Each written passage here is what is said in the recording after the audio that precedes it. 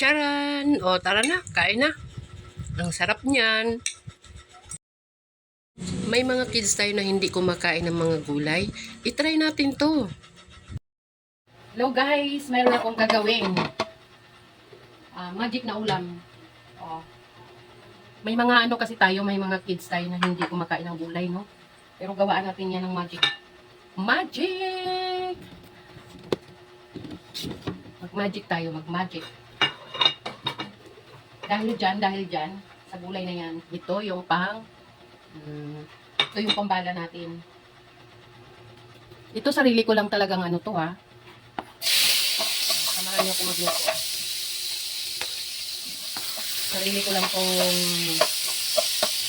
version. Sa inyo na, kung hayahin nyo. Kasi alam ko mapapakain ko tong aking alaga dito eh. Pag ganitohin ko. Kasi sa totoo lang talaga, hirap siya pakainin ng gulay. Kaya sinasanay namin siya, unti-unti namin siyang sinasanay na matutong. Ito naman, inano ko, pinirito ko muna yung kunting pork.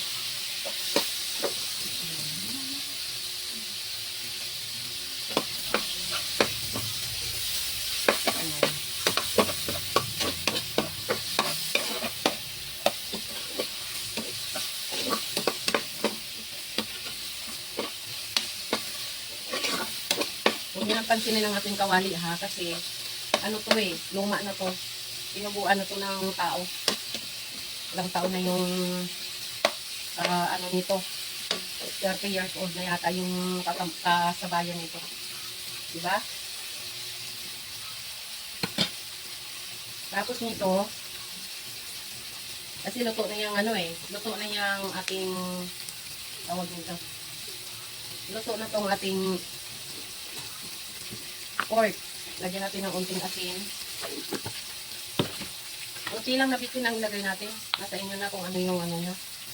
Unti lang na bitin kasi mayroon tayong flavor ng noodles. O, diba? Ikatihan lang.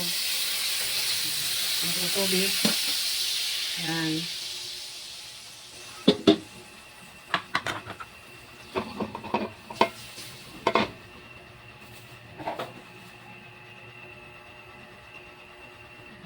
Takpan natin at iwan natin kumulo. Kumulo na. Luto na to. Alam ko luto na yan. Lagay natin tong ating magic. Okay. Magic sa mga kids. Char.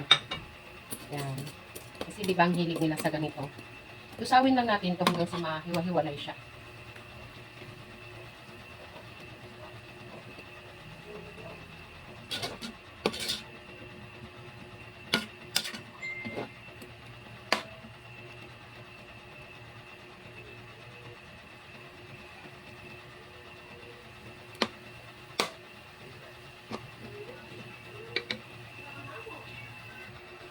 Yun, luto na siya.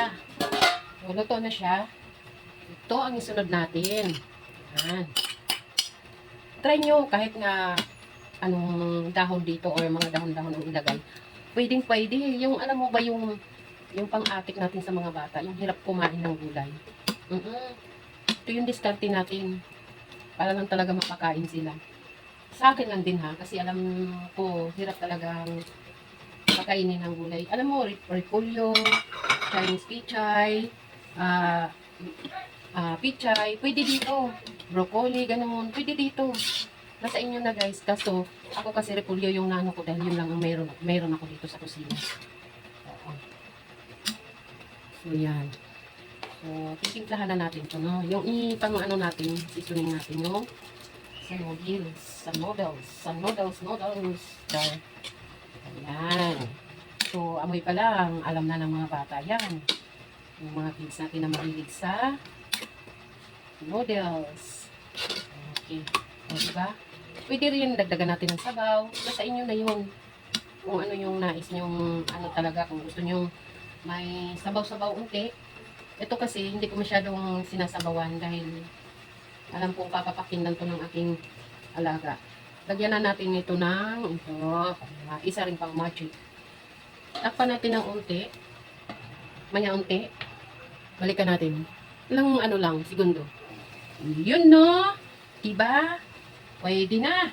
Tayin na natin yung apoy. So, yun no. Tikman natin.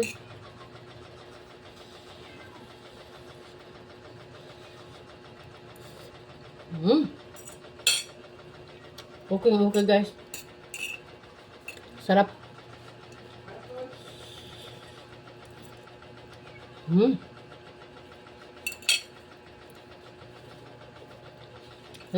Gawin nyo na guys. Sarap talaga.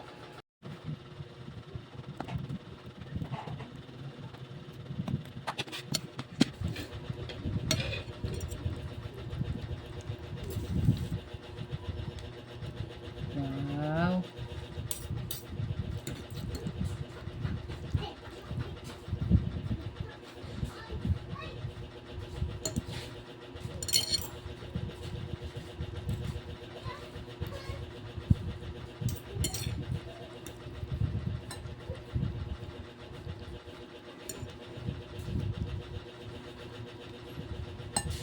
May gulay yan ha. May gulay din yan, guys. Ano masasabi mo? Sarap! Panalo. Panalong panalo. Kaya na tayo. Kain tayo, guys. Diba? Noodles lang. Kung ano lang ang kulay mayroon ka dyan.